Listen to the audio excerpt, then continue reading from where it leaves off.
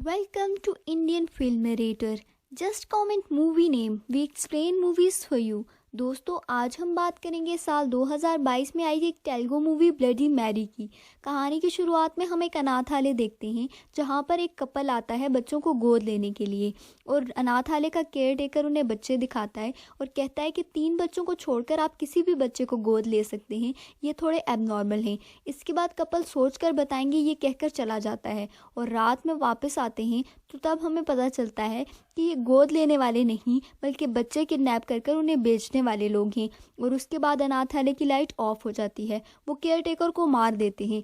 ये सब एक छोटी बच्ची मैरी देख लेती है, पर वो पुलिस जब उससे पूछती है तो वो कहती है कि मैंने कुछ भी नहीं देखा, मैंने सिर्फ सुना है। सबूत की कमी होने की वजह से आगे कार्रवाई नहीं बढ़ पाती।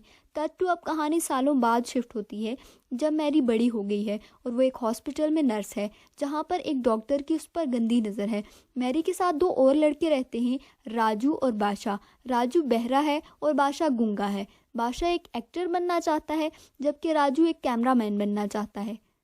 तभी मैरी को उसी डॉक्टर का फ़ोन आता है और वो उससे कहता है कि अच्छी सी साड़ी पहनकर मेरे क्लिनिक में आ जाओ, और मैरी चली जाती है। कट टू क्लिनिक में डॉक्टर उसके पास आने की कोशिश करता है तो मैरी उसे धक्का दे देती है और वहाँ पर पड़े ऑपरेशन वाले चाकू उसकी गर्दन में चला जाता है और डॉक्टर की मौत हो जाती है। मैरी काफ़ी डर जाती है और वहाँ से भाग जाती है। दूसरी तरफ बादशाह भी एक ऑडिशन के लिए जाता है और वहाँ जाकर वो देखता है कि डायरेक्टर एक लड़की को रोल देने के चक्कर में उसका फ़ायदा उठा रहा है और इसी चक्कर में लड़की उस पर अवार्ड से उसके सर पर हमला कर देती है और वो मर जाता है। और उधर राजू एक लड़के से सेकंड हैंड कैमरा ख़रीद कर घर आता है और वो देखता है कि मैरी और बादशाह पहले से घर मौजूद हैं और काफ़ी डरे हुए हैं और वो आते ही उनकी पिक्चर्स लेने लगता है। तभी वो उसके गर्दन पर एक निशान देखते हैं। बादशाह पूछता है कि क्या हुआ तो वो बताता है कि कैमरा उसने चोरी करके लाया है और ये कैमरा उसे बादशाह के ऑडिशन की जगह से मिला है। उस कैमरा की फ़ोटो देखते हैं और उनमें उन्हें एक वीडियो मिलती है जिसमें डायरेक्टर का मर्डर होता दिखाई दे रहा होता है। एक जब लड़की उसका मर्डर करती है तो वहाँ पर उसका पति भी आ जाता है जो कि एक पुलिस ऑफिसर है और उसका नाम है प्रभाकर, और वो भी डायरेक्टर को मारता है और ये सब कुछ उस वीडियो में रिकॉर्ड हो जाता है। थोड़ी देर में वो वीडियो वाला पुलिस ऑफिसर भागकर उनके घर आ जाता है और डॉक्टर की मौत की पूछताछ करने लगता है और कैमरा की फ़ोटोज़ देखने लगता है। ये तीनों काफ़ी डर जाते हैं, लेकिन इसी बीच में शेखर नाम के एक आदमी का फ़ोन उसे आ जाता है और वो डिस्ट्रैक्ट हो जाता है और वापस चला जाता है। अब मैरी उन दोनों को बता देती है कि कैसे उससे गलती से डॉक्टर का कत्ल हो गया है। इसके बाद जब मैरी का पड़ोसी वासु उसके घर पर अपना लैपटॉप चार्ज करने आता है तो मैरी के दिमाग में एक आइडिया आता है और वो प्रभाकर को कॉल मिलाती है और उसे ब्लैकमेल करती है कि उसने जो डायरेक्टर का कत्ल किया है उसकी वीडियो मैरी के पास है और वो उसके बदले में 5 लाख रुपए मांगती है। वो उससे कहती है कि 5 लाख दे दे और सबूत ले ले। अगले सीन में प्रभाकर फ़ोन ट्रैक कर मैरी के घर आ जाता है और उससे वही कैमरा मांगने लगता है। तभी वहाँ पर वासु आ जाता है और अपना लैपटॉप लेकर जाता है। तभी वो उसको प्रभाकर को वो कैमरा लाकर दे देती है और प्रभाकर उस कैमरा को पूरी तरह से तोड़ देता है। इसके बाद वो इन तीनों को मारने ही वाला होता है। तब मैरी उसे अपनी कहानी बताती है कि वो प्रैक्टिकली ब्लाइंड है और उसके इलाज के लिए 5 लाख रुपए लगेंगे। और इसके बाद वो उससे कहती है कि ये तो सोचना भी मत कि सबूत मेरे पास नहीं, वो वासु के लैपटॉप में ही, तुम रात में पैसे लेकर आओ और वो सबूत ले जाओ। इसके बाद प्रभाकर वहाँ से चला जाता है और वो तीनों भी उस बताए हुए एड्रेस पर चले जाते हैं।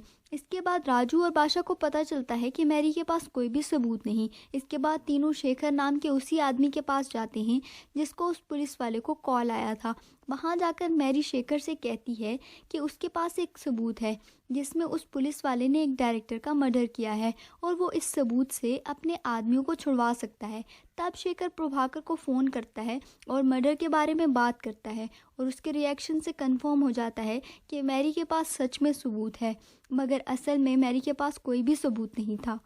इसके बाद खाना खाने के बाद मैरी शेखर को किसी से फ़ोन पर बात करते हुए सुनती है और समझ जाती है कि वो उन्हें मार देगा और उनके बॉडी पार्ट्स बेच देगा। मैरी अब वहाँ से भागने का प्लान करती है। शेखर से कहती है कि वो तीनों जाकर वो सबूत लेकर आते हैं, लेकिन शेखर भी बहुत चालाक होता है। वो सिर्फ मैरी को जाने की इजाज़त देता है, वो भी अपने आदमी के साथ। मैरी सीधा प्रभाकर के घर जाती है और वापसी पर एक चाकू खरीद लाती है मेडिकल स्टोर से। वापस शेखर के अड्डे पर आकर वो राजू और बादशाह को बताती है कि कैसे उसने प्रभाकर की बीवी को डराया, उसे यह कहकर कि वो डायरेक्टर की बहन है और अगर तुम मेरा साथ दोगी तो मैं तुम्हारा इस केस में नाम नहीं आने दूंगी और सिर्फ तुम्हारा पति फंसेगा।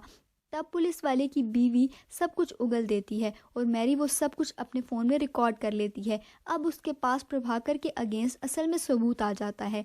तब मैरी राजू और बादशाह को बताती है कि शेखर बाबू वही है जिसने उन्हें अनाथ किया है और अब वो उन तीनों को बेचने वाला है। अब शेखर इन तीनों को एक पॉट पर ले जाता है जहाँ पर पहले हॉस्पिटल था। अब उसका असल चेहरा इन लोगों के सामने आता है। तभी वहाँ पर प्रभाकर आ जाता है क्योंकि मैरी ने उसे वहीं पर सबूत लेने के लिए बुलाया था। तब वो आते ही गोलाबारी शुरू कर देता है और शेखर को मारने ही वाला होता है कि शेखर उससे कहता है कि तुम इस लड़की को मारो, इस लड़की को मारने के बाद तुम्हारा सारा मैटर ख़त्म हो जाएगा। तब मैरी उसे मैनिपुलेट करती है और कहती है कि अगर तुमने शेखर को मार दिया तो इसके खिलाफ तो तुम्हारे पास सबूत भी है, अगर तुम इसे मार दोगे तो तुम्हें प्रमोशन भी मिलेगा और मेडल भी मिलेगा। इसी बीच शेखर अपने जेब से चाकू निकाल लेता है और प्रभाकर को मारने ही वाला होता है। तब मैरी अपने चाकू से शेखर को मार देती है। इसके बाद प्रभाकर मैरी को 5 लाख रुपए और 12,000 रुपये देता है और वो सबूत लेकर वहाँ से चला जाता है। Cut to station. अब तीनों लोग एक स्टेशन पर बैठे हुए हैं और अब वो ये शहर छोड़कर जाने वाले हैं। तभी उसके पास एक छोटी बच्ची आती है और खाने के लिए कुछ मांगती है। तब मैरी उसको अपने साथ ले जाती है।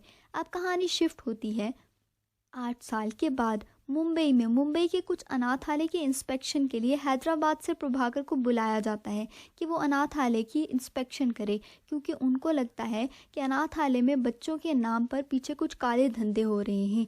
तब जब प्रभाकर वहाँ पहुँचता है तो उसे पता चलता है कि इसकी मालिकन एक देवी नाम की लड़की है और उसकी फ़ोटो देखने के बाद प्रभाकर उसे पहचान लेता है कि वो मैरी है। और इसके बाद प्रभाकर उस फाउंडेशन में पहुँचता है और ये काफ़ी बड़ा होता है। तब प्रभाकर समझ जाता है कि मैं 8 साल पहले जब मैरी एक आम सी लड़की होती थी तब इसका कुछ नहीं बिगाड़ सका, तो अब मैं इसका क्या बिगाड़ लूँगा। तब प्रभाकर उसके पास आता है और सिर्फ इतना पूछता है कि तुम यहाँ तक कैसे पहुँची। तब मैरी उसे बताती है कि मैंने तुम्हें पहले भी बताया था कि मेरे कुछ सपने हैं और इन सपनों के बीच में जो भी रुकावट बनता गया मैं उसे मारती गई। और इसी लाइन के साथ ये मूवी ख़त्म होती है।